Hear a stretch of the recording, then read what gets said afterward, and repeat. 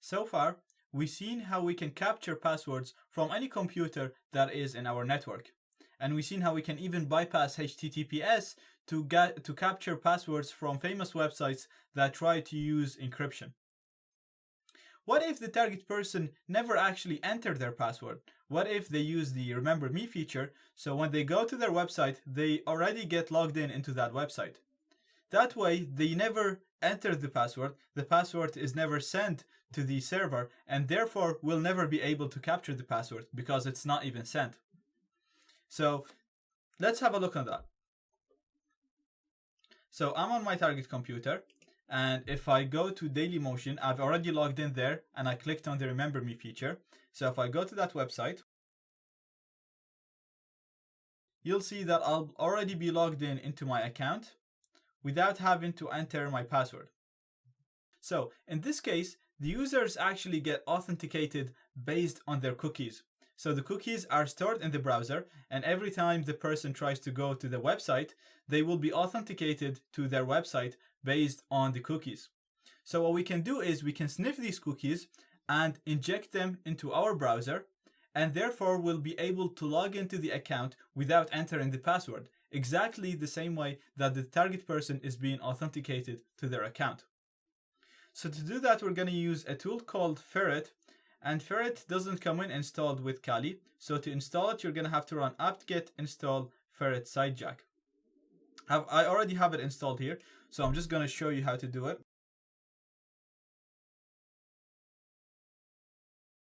So Ferret apt-get the package manager, and we're telling it to install a package called Ferret Sidejack.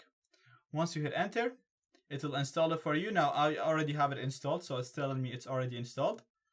Once you have that, first of all, we're going to become the man in the middle using the same command that we've been using in the previous videos, using man in the middle framework. Now you can become the man in the middle any way you want using ARP spoof or any other tool.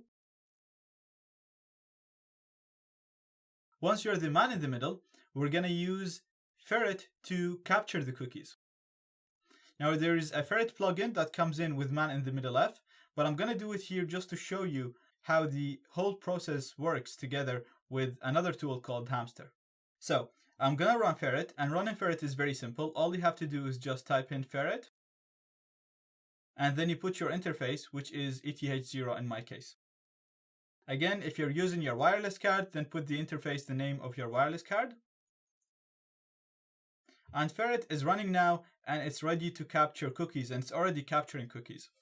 Now what we want to do, we're also going to start a graphical interface, a web GUI, that will allow us to navigate, to inject the cookies and navigate into our system's session.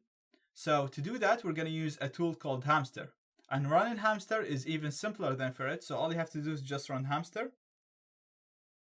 And we're ready to go. So I'm just going to go over what's happening right now. So on the top right here, we're becoming the man in the middle, so we're doing ARP poisoning. On the right here, we're capturing the cookies using a tool called Ferret, and all we did is Ferret I interface name, so very simple command. And on the left here, we started a web GUI, which will allow us to see the cookies and inject them into our browser. And we did that by typing Hamster, which is the name of the program. So everything is ready now. I'm going to go into my target and log into my account. So I'm just going to go, for example, I'm just going to pretend that I'm browsing the internet. So I'm going to go to bing.com, and then I'm going to look for Dailymotion. And just go into the website.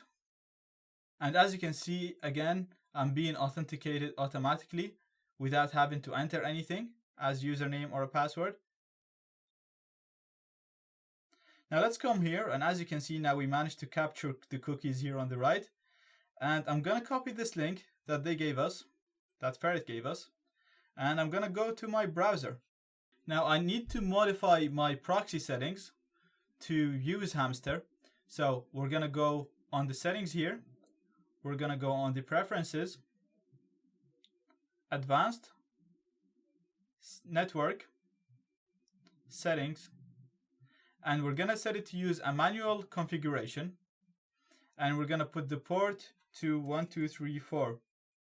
So we're using 127.0.0.1, which is our local address, and the port is 1234.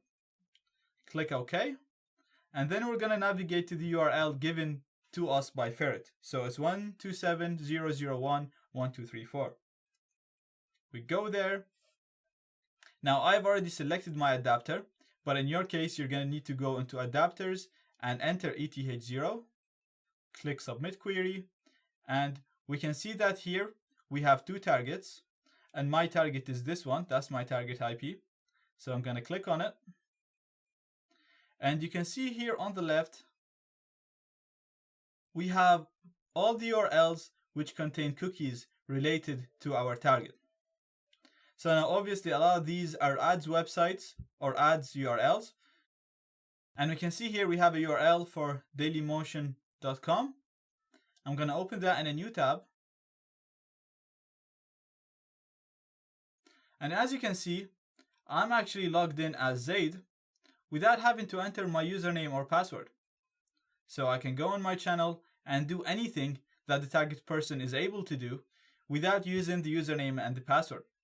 And this is all possible because we stole the cookies that the person actually used to authenticate themselves with the website. So we're actually logging in exactly the same way that the target person logs in to their account.